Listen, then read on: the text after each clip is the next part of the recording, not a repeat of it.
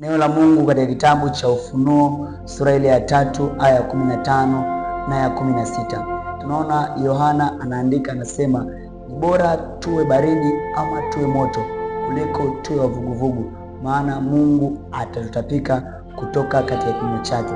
Tunakuwa moto pale ambapo tunaamini kabisa tunaweza kuyafanya yale mapenzi ya Mungu bila kurudi nyuma au compromise kwa chochote.